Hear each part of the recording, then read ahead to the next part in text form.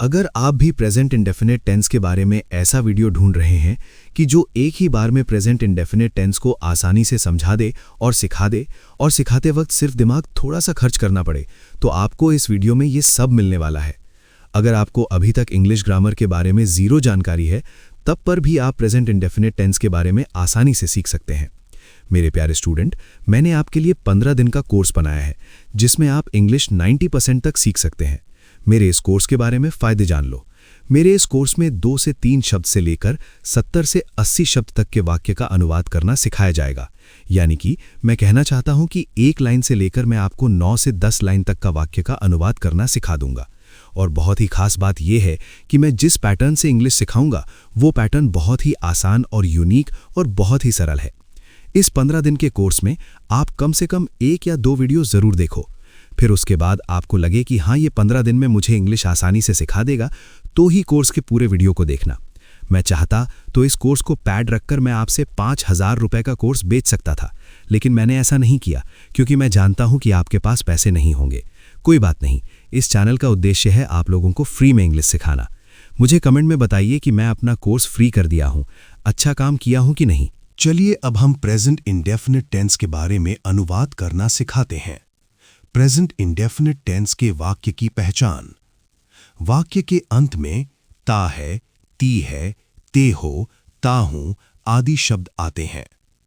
अनुवाद करते समय क्रिया में फर्स्ट फॉर्म का वर्ब प्रयोग किया जाता है और एक वचनकर्ता के साथ हेल्पिंग वर्ब डज का प्रयोग किया जाता है और बहुवचनकर्ता के साथ हेल्पिंग वर्ब डू का प्रयोग किया जाता है। अगर वाक्य के शुरुआत में क्या शब्द आए तो हेल्पिंग वर्ब डू या डज को कर्ता के अनुसार वाक्य के शुरुआत में लिखा जाता है और नहीं शब्द के लिए नॉट लिखते हैं। ये 4 प्रकार के होते हैं। Number 1 affirmative, number 2 negative, number 3 interrogative, number 4 interrogative negative. सबसे पहले हम नंबर 1 यानी present indefinite tense affirmative sentence सीखते हैं। इसमें वाक्य के अंत में ता है, ती है, ते हो, ता हूं आदि शब्द आते हैं। प्रेजेंट इंडेफिनिट टेंस के वाक्य में मैंने क्रिया बोलना का प्रयोग करके आप लोगों को अनुवाद करना सिखाया है। इस लिस्ट में आप देख सकते हैं 10 क्रिया में से मैं क्रिया बोलना का प्रयोग करके आप लोगों को अनुवाद करना सिखा रहा हूं। पहला वाक्य है मैं बोलता हूं। अब इस वाक्य का ट्रांसलेट किया जाएगा।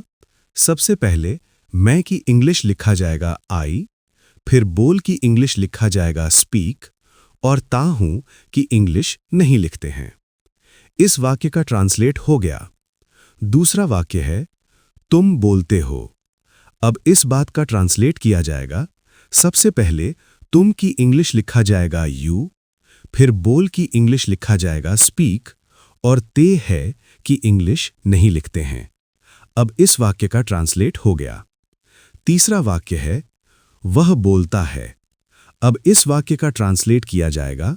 सबसे पहले वह शब्द से पुरुष जाति का पता चल रहा है, तो वह की इंग्लिश ही लिखा जाएगा। वह शब्द एक वचन करता है, इसलिए वह की क्रिया को बहुवचन बनाएंगे, इसलिए बोल की इंग्लिश स्पीक लिखा जाएगा।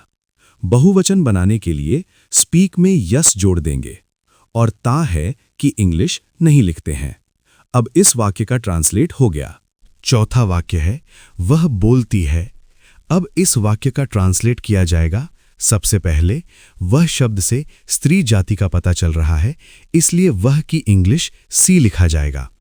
वह शब्द एक वचन करता है, इसलिए वह की क्रिया को बहुवचन बनाएंगे। बोल की इंग्लिश स्पीक लिखा जाएगा। बहुवचन बनाने के लिए स्पीक में एस जोड़ देंगे और ती है कि इंग्लिश नहीं लिखते हैं। अब इस वाक्य का ट्रांसलेट हो गया। पांचवां वाक्य है रवि बोलता है। अब इस वाक्य का ट्रांसलेट किया जाएगा। सबसे पहले रवि लिखेंगे, फिर बोल की इंग्लिश स्पीक लिखा जाएगा। रवि एक वचन करता है, इसलिए इसकी क्रिया को बहुवचन बनाएंगे। स्पीक में एस जोड़ देंगे बहुवचन बनाने के लिए और ता है कि इंग्लिश नहीं लिखते हैं। अब इस वाक्य का ट्रांसलेट हो गया। छठवां वाक्य है वे लड़के बोलते हैं। अब इस वाक्य का ट्रांसलेट किया जाएगा। सबसे पहले वे लड़के की इंग्लिश लिखा जाएगा दे बॉयज, फिर बोल की इंग्लिश स्पीक लिखा जाएगा। वे लड़के शब्द बहुवचन करता है, इसलिए वे लड़के की क्रिया को बहुवचन नहीं बनाएंगे, और ते है कि इंग्लिश नहीं लिखते हैं। अब इस वाक्य का अनुवाद हो गया। 8वां वाक्य है कई लड़के बोलते हैं। अब इस वाक्य का ट्रांसलेट किया जाएगा। सबसे पहले कई लड़के शब्द की इंग्लिश लिखा जाएगा सीवरल बॉयज, फिर बोल की इंग्लिश स्पीक लिखा जाएगा। कई लड़के शब्द बहुवचन करता है, इसलिए कई लड़के की क्रिया को बहुवचन नहीं बनाएंगे, और ते हैं कि इंग्लिश नहीं लिखते हैं। अब इस वाक्य का ट्रांसलेट हो गया। 9वां वाक्य है अनेक लड़के बोलते हैं। अब इस वाक्य का ट्रांसलेट किया जाएगा। सबसे पहले अनेक लड़के शब्द की इंग्लिश लिखा जाएगा मैनी बॉयज, फिर बोल की इंग्लिश स्पीक लिखा जाएगा। अनेक लड़के शब्द बहुवचन करता है, इसलिए इसकी क्रिया को बहुवचन नहीं बनाएंगे, और ते हैं कि इंग्लिश नहीं लिखते हैं। अब इस वाक्य का ट्रांसलेट हो गया। 10वां वाक्य है सब लड़के बोलते हैं। अब इस वाक्य का ट्रांसलेट किया जाएगा। सबसे पहले सब लड़के की इंग्लिश लिखा जाएगा ऑल बॉयज, फिर बोल की इंग्लिश स्पीक लिखा जाएगा। सब लड़के शब्द बहुवचन करता है, इसलिए सब लड़के की क्रिया को बहुवचन नहीं बनाएंगे, और ते हैं कि इंग्लिश नहीं लिखते हैं। अब इस वाक्य का ट्रांसलेट हो गया। अगर आपको वीडियो पसंद आ रहा हो तो वीडियो को लाइक कीजिए और कमेंट कीजिए कि आप भी इंग्लिश सीखने के लिए तैयार हो कि नहीं। अगर आप तैयार हो तो कमेंट में लिखिए हाँ मैं तैयार हूं। अब मेरी बात ध्यान से सुनो। मैंने अनुवाद करते समय क्रिया बोलना का प्रयोग करके आप लोगों को अनुवाद करना सिखाया है। अब आपको इनमें से किसी एक क्रिया का प्रयोग करके वाक्य बनाना है और उसका अनुवाद करना है। जैसे मैं के साथ क्रिया खोदना का प्रयोग करके वाक्य बनेगा मैं खोदता हूं। इस वाक्य का ट्रांसलेट किया जाएगा। सबसे पहले मैं की इंग्लिश लिखा जाएगा आई, फिर खोद की इंग्लिश लिखा जाएगा डिग, और ता हूं की इंग्लिश नहीं लिखते हैं। अब इस वाक्य का ट्रांसलेट हो गया। अब इसी प्रकार आप लोगों को वाक्य बनाना है और उसका अनुवाद करना है।